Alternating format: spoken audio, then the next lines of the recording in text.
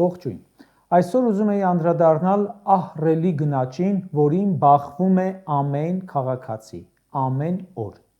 Վերջին մեկ շաբաթում դարձյալ կտրուկ թանկացումներ են, միայն կաթնամթերքը շուրջ 20%-ով։ Դժգոհ են մարդիկ, բայց արձանագրեմ, որ 25%-անոց աղքատ երկրում, երբ քաղաքացիների հետ խոսում ես, առաջինը ոչ թե գներից են բողոքում, այլ անվտանգության հետ կապված խնդիրներից։ Այդպես էլ չի կարողանում իշխանությունը մարդկանց համոզել, թե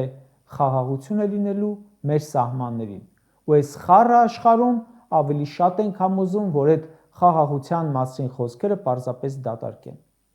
Երեք տեղի ունեցած իրադարձությունը ևս հիմնավորում է այդ դատարկությունը։ Տեսեք, Եգիպտոսի նախագահը, Կատարի էմիրը, ԱՄՆ նախագահը, Թուրքիայի նախագահը Շարմ էլ-Շեյխում կայացած խաղաղության գագաթնաժողովին ստորագրել են Գազայի հատվածում հրադադարի հաստատման համաձայնագիր։ Հրադադարը Գազայում ինչպես է ուղեկցվում։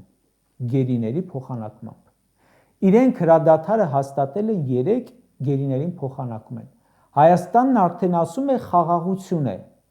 Մի տարի է խաղաղություն է։ Ուր են մեր գերիները։ Այսօր դատավարություններ Բաքվում։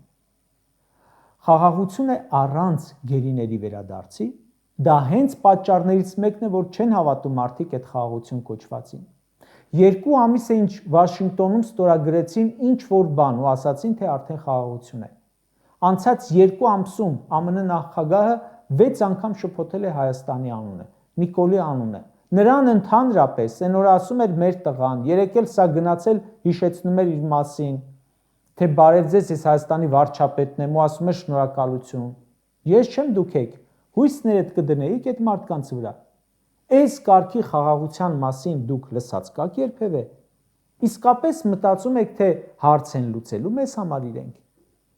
Մեր բարդ տարածաշրջանում, այս իրավիճակում, երբ թշնամիները ատամները սրած սպասում են նոր պատառներ փախցնելուն, դարձյալ հարմար առիթ են սպասում, որ հոշոտեն, այս մակարդակի ղեկավարության վրա հույս եք դրել։ ԱՊՀ գագաթնաժողովում տեսակ պահվածքը, սուրճի շուրջ ձեռքառնոցին, ամենուր կլինի Վաշինգտոն, Մոսկվա, Դուշանբե, Կոպենհագեն, թե Շարմ էլ-Շեյխ կամ այլ տեղ, Հայաստանի անունից ներկայացողը ծիծաղելի վիճակում է։ Այդ կադրերի մեջ մեր ողբերգականությունն է։ Գնացել ասում է ինձ հիշեցիք, չէ, Հայաստանի վարչապետն եմ։ Եթե վաղը Ադրբեջանը հարձակում սկսի Հայաստանի վրա, ինչ է Նիկոլն անելու, WhatsApp-ով զանգելու է Թրամփին, ասի թե Ալիևի տանկերի դեմը փակի, նա էլ փակի։ Ես սահմանամերձ համայնքի բնակիչ եմ, նայում եմ լուրերը, իբր խաղաղություն են ստորագրել։ Հետո նայում եմ, որ ոչ Նիկոլի անունն են հիշում, ոչ դեմքն է հիշում, Հայաստանի անունը հաշփոթում է, սա գնում հիշեցնում է, թե ինքը ով է, ու պետք է հավատամ այդ խաղաղության ու արխային լինեմ, ինչից արխային լինեմ։ Թրամփին ինչու պետք է հավատամ։ Խաղաղության երաշխավոր է, բանավոր կամ գրավոր։ Թրամփն չէ, որ ասում էր հենց դառնամ ԱՄՆ նախագահ, մեկ օրում Ուկրաինայում պատերազմը կանգնեցնելու եմ։ Հեսա մի տարին կլրանա, որ նախագահ է։ Հանդիպեց Զելինսկուն, Պուտինին, ասաց լավ է,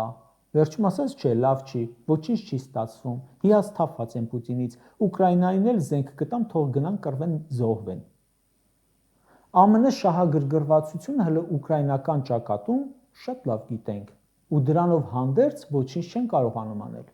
Մեր սահմանին ինչ ենք սպասում իրենցից։ Ես զարմանում եմ, որ կան մարդիկ, որոնք լրջությամբ են վերաբերում այդ գործընթացին։ Սրանք անգամ մի անվան շուրջ չեն կարողանում պայմանավորվել։ Ասում են Կոպենհագենում ամբողջ հանդիպումը քննարկել են Զանգեզուրի միջանցք տերմինը չօգտագործելու հարցը։ 2 օր հետո Ալիևն էլի ասում է Զանգեզուրի միջանցք։ Էլավ խնդալու չի։ Անգամ անունը չեք կարողանում պայմանավորվել։ ԿՊ-ն ասում է, արդյոք խաղաղություն չէ, սահմանին զոհ չկա, ժողովուրդ, խաղաղություն ենք բերել։ Ժողովուրդ ջան, զոհ չլինելը խաղաղություն չէ դեռ,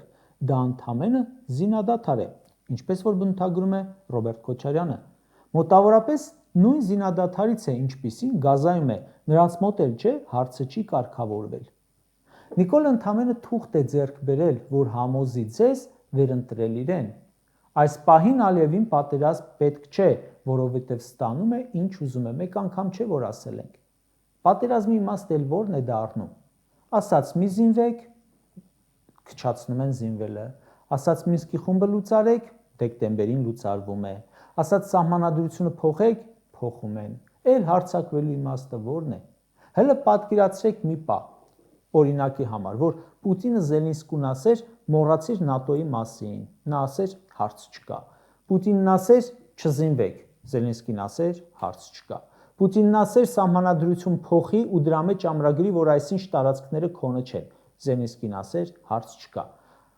Ասեր Օդեսան տուր, Զելենսկին ասեր, հարց չկա։ Պատերազմ կլիներ։ Հիմա Ալիևն ասում է սահմանադրությունը փոխի, Նիկոլն ասում է հարց չկա։ Ասում է սահմանադրության միջից կհանես անկախության հռչակագիրը, Նիկոլն ասում է հարց չկա։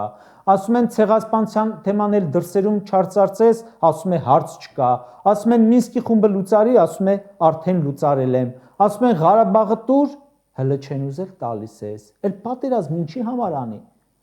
Դե հիմա թող Ալիևը մի բան ուզի, Նիկոլը ասի չէ, չեմ տալիս։ Այ կտեսնեք պատերազմը որն է։ Նիկոլ Ալիևի համար երազանքի իշխանություն է։ Դրա համար ամեն ինչ անում է, որ սա մնա։ Նիկոլն էլ ամեն ինչ անում է, որ Ալիևի որևէ պահանջ չմնա անկատար։ Ոնց որ հարևանդ գա քեզ ասի վեշերը թավակի տանից դուրս արի ու դու չընդդիմանաս։ Բարեկամի, ընկերոջ չդիմես, ուն տանիքդ վերցնես, տանից դուրս գաս։ Գնաս փողոցում քնես ու ասես տեսեք ինչ լավ արեցի, տունը տվի, թե չէ քիթս կջարդեր։ Այդ կենցաղային օրինակ է, բայց էսա Խաղաղություն, որը չունի երաշխավոր, խաղաղություն չէ։ Ընդամենը զինադադար է, որը չգիտեմ երբ կխախտվի, բայց կխախտվի մի պահի։ Իդեպ, Մեծ Բրիտանիան վերացնում է Հայաստանի եւ Ադրբեջանին զենքի վաճառքի էմբարգոն։ Դա գործում էր 92 թվականից։ Օրեր առաջ ԱՄՆ-ն կասեցրել էր Ադրբեջանին զենքի վաճառքի սահմանափակումները։ Շատ տարօրինակ ժամանակ են երկուսն էլ Ադրբեջանին արտոնում զինվել։ Դա այն ժամանակի, երբ Նիկոլը հայտարարել է, որ ռազմական բյուջեն կրճատում է։ Ալիևը հայտարարել է, որ ավելացնում է։ Խոսում են խաղաղություն, բայց ասում են զինվի։ Կարճ ասած, Ալիևը հիմա կարող է խաղաղ համբերել մինչև 2026-ի ընտրություններ ու հանկարծ Նիկոլի վերընտրվելուց հետո նոր պահանջներով ներկայանա ու ստանա։ 2018-ին Նիկոլը ընտրվեց, Ալիևը ստացավ Արցախի կեսը։ 21-ին վերընտրվեց, Ալիևը ստացավ Արցախի մյուս կեսը։ Հայաստանից գյուղեր, մայրուղիներ, հանք, 200 քառակուսի կիլոմետրից ավելի տարածք, Զանգեզուրի միջանցք, մի ժամկետի համար շատ է, չէ՞։ Հիմա հանելուկ, ինչ կստանա Ադրբեջանը, եթե Նիկոլը վերընտրվի 3-րդ ժամկետում։ Հանելուկ է, որը առաջին դասարանցին էլ կարող է գուշակել։ Սա բոլորովին ինքնիշխանություն չէ, ինչպես անընդհատ սիրում են դրանք կրկնել։ Սա իշխանություն է, որը ամբողջությամբ կախված է Ալիևի կամքից։